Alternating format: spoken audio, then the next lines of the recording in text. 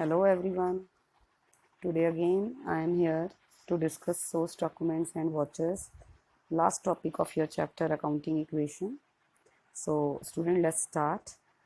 As you know, when we made any transaction like कुछ खरीदने गए हैं या हम कुछ सेल कर रहे हैं या हम बस में कहीं जा रहे हैं, at that time जब कोई ट्रांजैक्शन होती है मींस बस में जा रहे हैं तो हम ट्रांसपोर्टेशन वालों को पेमेंट कर रहे हैं जिसके अगेंस्ट वो हमें एक टिकट दे रहे हैं। हम परचेज़ कर रहे हैं, अगर कैश परचेज़ कर रहे हैं तो वो हमें एक कैश मेमो प्रोवाइड करते हैं जो हमें ये बताता है कि हमने उससे परचेज़ करी है, एक एविडेंस है परचेज़ का। सिमिलरली क्रेडिट परचेज़ करते हैं, ठीक है, किसी भी तरह की हम अगर ट्रांजैक्शन करते हैं तो हमें कोई ना कोई डॉक्यूमेंट प्रोवाइड किया जाता है। So all these documents which support the transaction for recording, जो रिकॉर्डिंग करने के लिए ट्रांजैक्शन को सपोर्ट प्रोवाइड करें, so all these documents are known as source document. So these provide the originality to the transaction. So हम ये भी कह सकते हैं these are the primary record. Source documents are printed on the paper in the past, students, but now as you know the scenarios of computers, so electronic record may be the part of source document. Now there are the various features of the source document, like उसके ऊपर date लिखी होनी चाहिए, name and address of the party लिखा होना चाहिए, goods और services जिसके रिलेटेड जो भी ये ट्रांजैक्शन हुई है उसके बारे में पूरी डिस्क्रिप्शन होनी चाहिए, अमाउंट कितनी अमाउंट उस ट्रांजैक्शन में इन्वॉल्व थी वो होनी चाहिए, any term and condition if there is तो वो लिखा होना चाहिए, and very must signature of the concern party, उसके ऊपर पार्टीज के सिग्नेचर होने चाहिए। नाउ जैसा कि मैंने आपको पहले भी आपके साथ डिस्कस किया था कि ये एक तरह का क्या प्रोवाइड करते हैं, आपको सपोर्ट प्रोवाइड करते हैं ट्रांजैक्शन करने के लिए। तो इसमें कई टाइप्स हैं सोर्स डॉक्यूमेंट की, जिसमें पहली आ गई cash memo. Cash memo students जो है वो कैश ट्रांजैक्शन के लिए यूज़ की जाती है। जब हम कोई कैश परचेज करते हैं या कैश सेल कर रहे हैं तो एट दैट टाइम जो हम बिल बना के देते हैं फॉर द कैश ट्रांजैक्शन, उसके ऊपर कैश मेमो लिखा होता है जिसमें पूरी डिस्क्रिप्शन होती है, कौन सी गुड, कितनी क्वांटिटी, क्या रेट है, टोटल प्राइस कितनी बनी, each and everything to be written on that cash memo. So any document that is prepared for cash purchase or sale known as cash memo. Second is invoice or bill. Invoice or bill is for credit transaction, means when we made any cash purchase or sale then it is a cash memo, and when we made any document for credit purchase or sale then it is known as invoice or bill. Third student, receipt. receipt बड़ी common है। जैसे आप सबको पता है कि आप school में फ़ीस डिपॉजिट कराने गए तो फ़ीस डिपॉजिट कराने के बाद आपको एक स्लिप मिलती है, that is known as receipt. So receipt is the evidence of cash और चेक, रिसीट और paid. Next is pay in slip. Pay in slip is provided by bank. जो कभी कोई स्टूडेंट अगर गया हो बैंक में तो उन्होंने देखा होगा कि अगर आप कैश या चेक डिपॉजिट कराने जाते हो बैंक में तो वो आपको एक स्लिप देते हैं जिस पे आपको पूरी डिस्क्रिप्शन लिखनी होती है, बैंक का अकाउंट नंबर लिखना होता है, फिर कितने नोट्स आपने दिए, कौन से नोट कितने दिए, सब कुछ, each and everything. So paying slip provided by bank free of cost when cash और cheque deposited into bank. Cheque के बारे में सभी जानते हैं। Cheque is the document drawn by customer upon a specified banker to pay on demand a certain sum of money. जिसके against हमने जिसके लिए चेक लिखा है तो बैंक को उसको पेमेंट करनी पड़ेगी उतनी अमाउंट की जितनी उसमें लिखी गई है। So check is a source document that is drawn by a customer. Next student, the very very important debit note and the credit note. Debit note is prepared for the goods returned to supplier. जब हम goods supplier को return करते हैं at that time debit note तैयार किया जाता है, और for allowance received from the supplier due to inferior quality of the goods received. या तो गुड्स हम सप्लायर को रिटर्न कर रहे हैं या फिर उसने इन्फीरियर क्वालिटीज़ की गुड भेजी थी जिसके अगेंस्ट हम उससे कुछ ना कुछ मनी चाहते हैं, अलाउंस चाहते हैं, तो इन दैट केस हम उसको एक नोट रेडी करके देते हैं, that is known as debit note. So debit note में हम क्या कहते हैं कि the party is to be debited, the name of the party is to be debited with the amount of the transaction which is mentioned on it. Next is student credit note. So credit note भी same उसी तरीके से it is also prepared for the goods return. वो जो था supplier को goods return करने के लिए, मीन्स जिससे हमने गुड्स खरीदी थी, right, and this is prepared for the goods returned by the customer और allowance given to the customer. अब क्रेडिट नोट जो है वो कस्टमर ने गुड्स रिटर्न करी हैं, हमें रिटर्न करी हैं, या हमें कस्टमर को अलाउंस देना पड़ रहा है बिकॉज ऑफ इंफीरियर गुड्स हमने उनको सप्लाई करी थी, तो इन दैट केस जो डॉक्यूमेंट प्रिपेयर किया जाता है is known as credit note. तो क्रेडिट नोट में भी जो है क्या लिखा होगा, this contains the detail about the date, amount of transaction, name of the customer whose account is credited along with the reason for crediting his account. Next, there are so many other source documents, student, like electricity bill, tickets, telephone bill, etc. Next our topic, then now we switch over to the vouchers.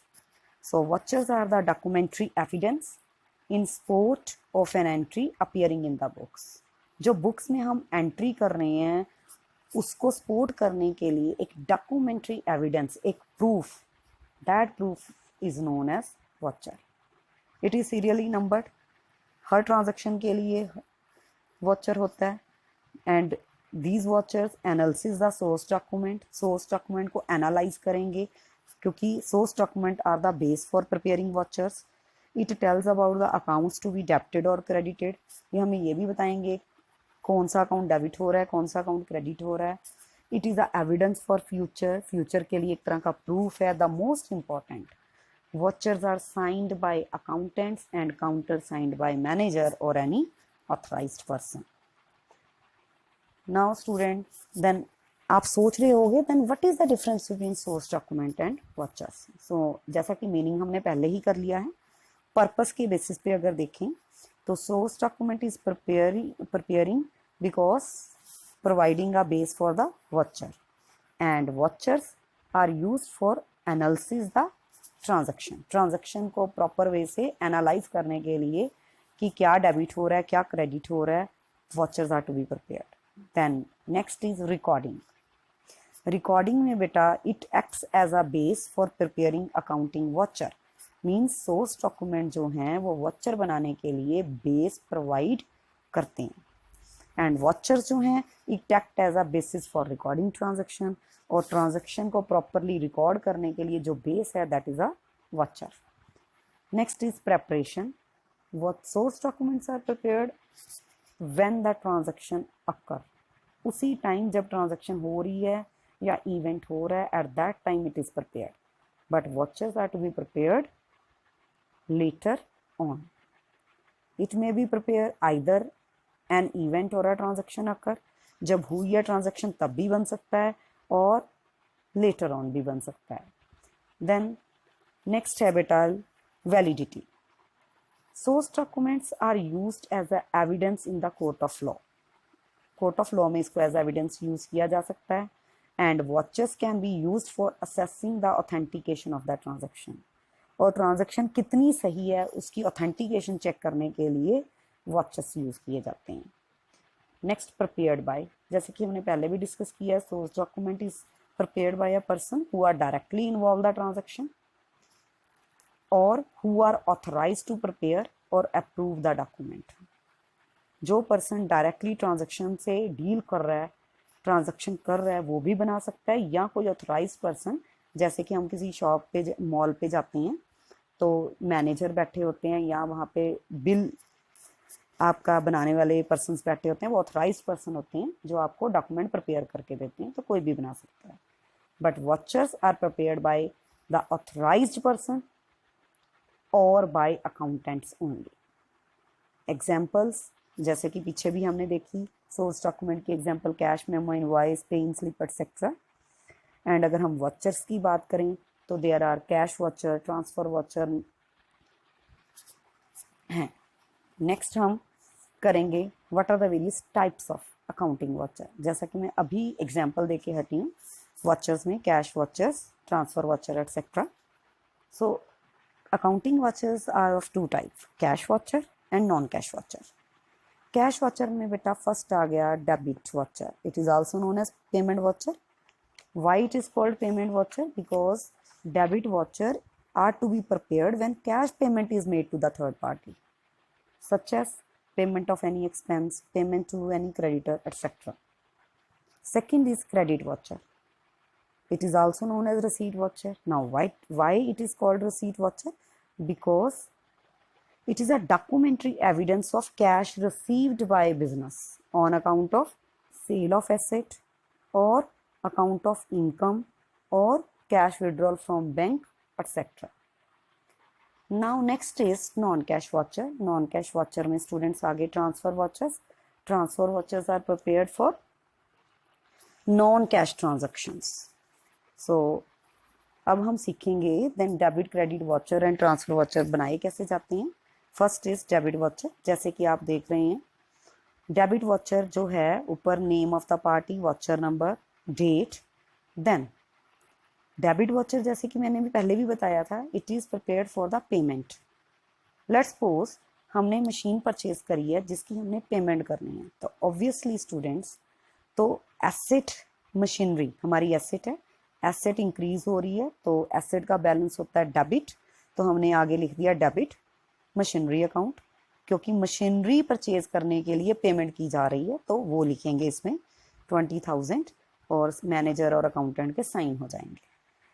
Next is credit watcher, जैसे कि मैंने पहले भी बताया था, it is for receipt.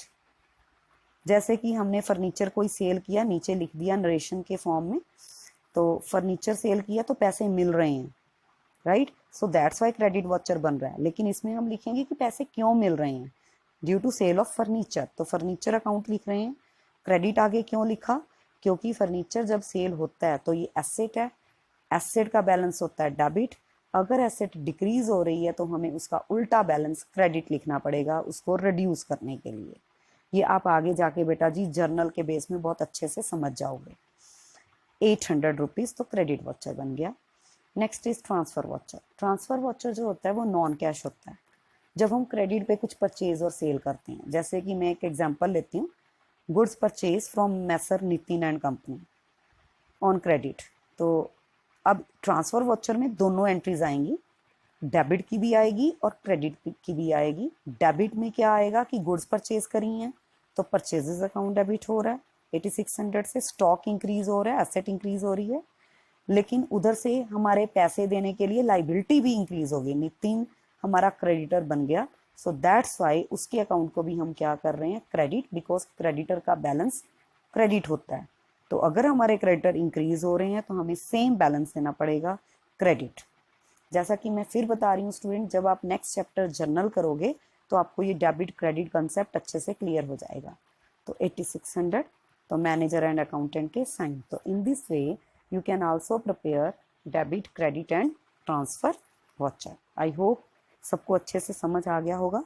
Now tomorrow students I will send you an assignment related to accounting equation, तो आपने वो सॉल्व कर लेना। Thank you.